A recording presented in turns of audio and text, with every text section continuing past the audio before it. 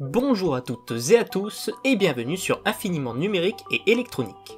Aujourd'hui, vidéo différente de d'habitude puisque je vous fais l'unboxing et le montage de ma nouvelle imprimante 3D qui est la CR10 V2 de chez Creality. Dans un premier temps, je vérifie que les roulements sont tous fonctionnels, auquel cas il faudra serrer ou desserrer certains d'entre eux. Puisqu'il n'y a pas de souci, je peux passer à la suite du montage. Pour visser les grosses structures, il est conseillé de mettre l'imprimante en bordure de table pour se faciliter le vissage. Je vous conseille de visser doucement une des deux parties, puis de faire l'autre en la tournant délicatement avant de serrer les vis de chaque côté.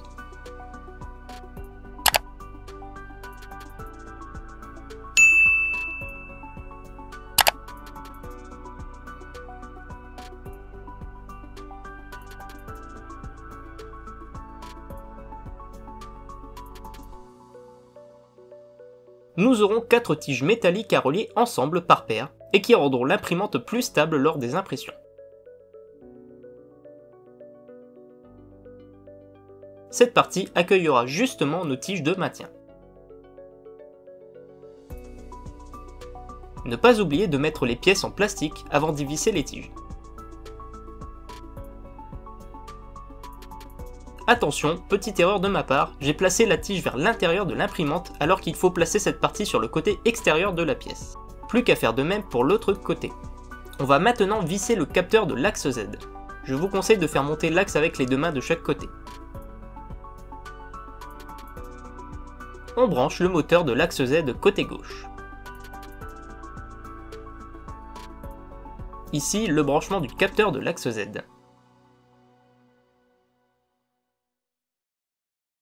Au final, je vous conseille d'abord de le brancher, puis de le visser, ce qui est beaucoup plus simple à faire.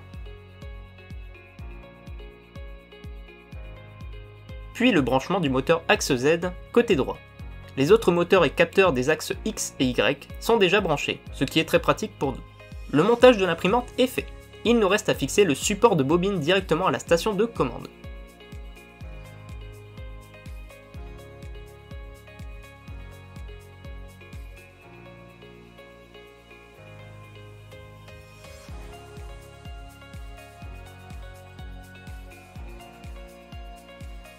Et voilà le résultat une fois le montage terminé.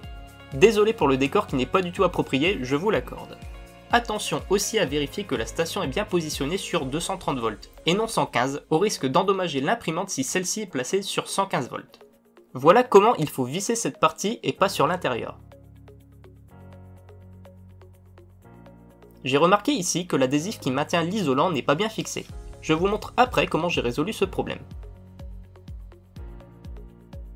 Pour le branchement, il faut brancher ce câble ici. Et ces deux câbles directement à l'imprimante. Vous ne pouvez pas vous tromper car la taille n'est pas la même entre les deux. Avant de lancer la première impression, il faut faire le réglage du plateau par rapport à la buse. Si vous voulez que je vous fasse un tuto sur l'utilisation de cette imprimante, n'hésitez pas à me le faire savoir en commentaire.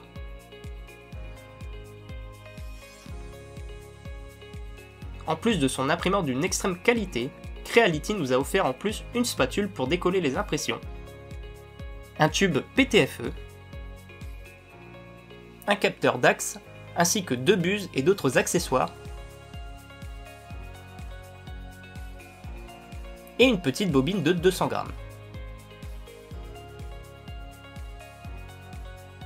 Pour mon souci d'adhésif en dessous du plateau, j'ai acheté ces rouleaux de Coptan, qui est un adhésif résistant à la chaleur. Je vous mets le lien en description si vous avez le même souci que moi. Maintenant, tout est bien solidifié.